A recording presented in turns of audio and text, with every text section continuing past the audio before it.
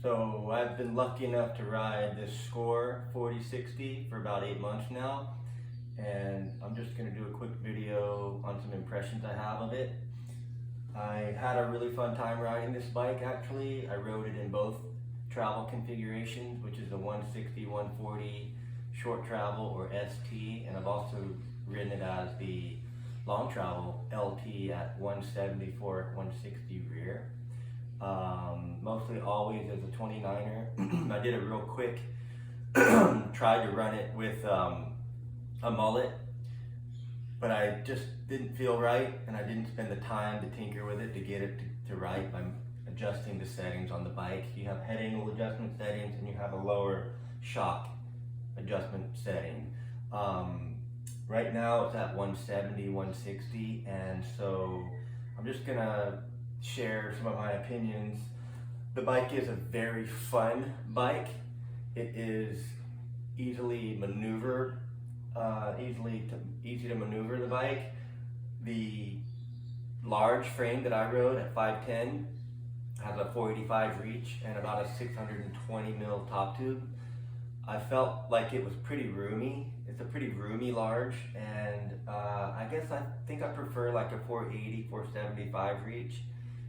And just a slightly less top tube, like the perfect size I'm coming to get to know.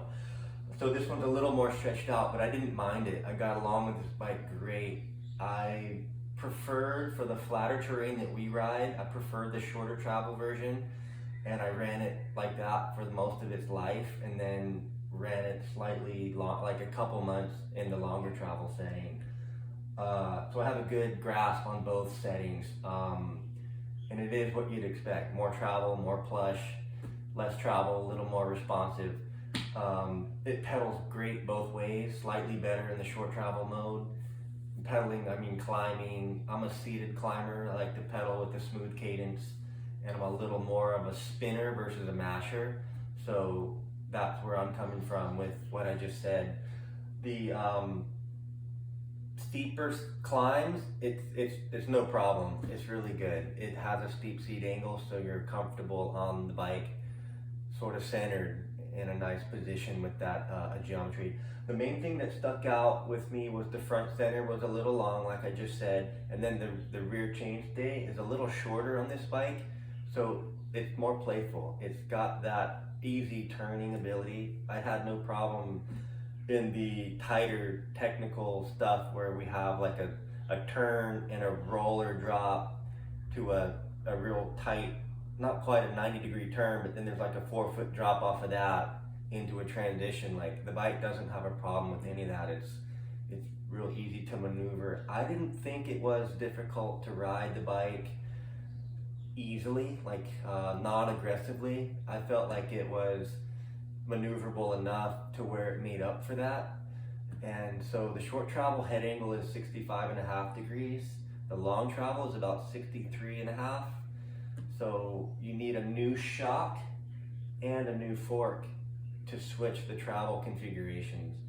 But there are a head angle adjustment that you can do wherever you are in the travel setting. So you can have two different bikes, but you need to spend the money on a shock and a fork, obviously. Frame aesthetics and features, it has a lot.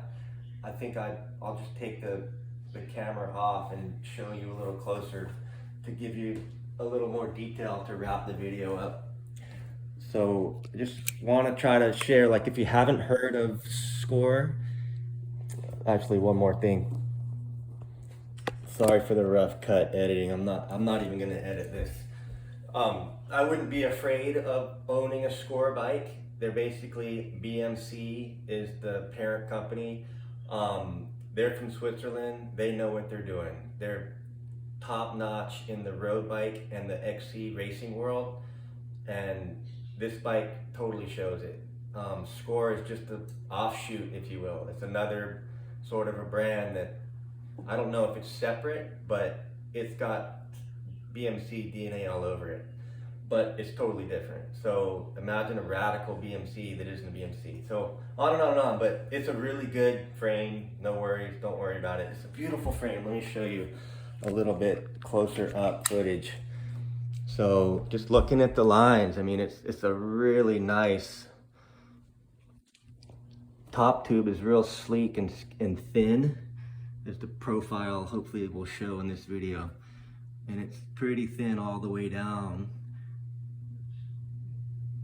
And then the seat tube, there's the shock yoke area. It's pretty clean. A lot of debris doesn't build up too bad. I didn't ride this bike too much in the mud, but it will collect. You do have a little bit of a fender to help protect the shock somewhat. This is a aluminum plate right here. The link is really clean. It's not that hard to change the shock out. It's a pretty quick, easy deal. Okay, so yeah, the Scor is a rad bike. I really had fun with it. Having multiple bikes, you just tend to gravitate to the bikes that are more fun. And that's what I did with this bike a lot of times, was typically, I would favor this bike a lot. I grabbed it more than a lot of them. Like some bikes that I built that I'm keeping really forever, like I was grabbing this bike more, and I just kind of go in the garage and pick whatever bike is talking to me. And that said, this is one of those bikes that will want you to go ride. So it's like, you gotta think about what kind of bike makes you happy. Like, if you want a really fast bike, the only real negative I have with this bike is it's not the fastest bike. It can get hung up a little bit, and it doesn't tend to propel forward when you're hitting the chunkier stuff, but it's comfortable, if that makes sense. The suspension's great. It's real supple.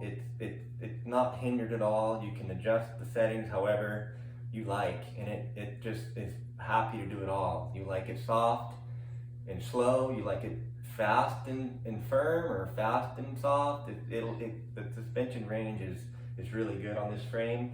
I thought that the suspension quality is really, really high.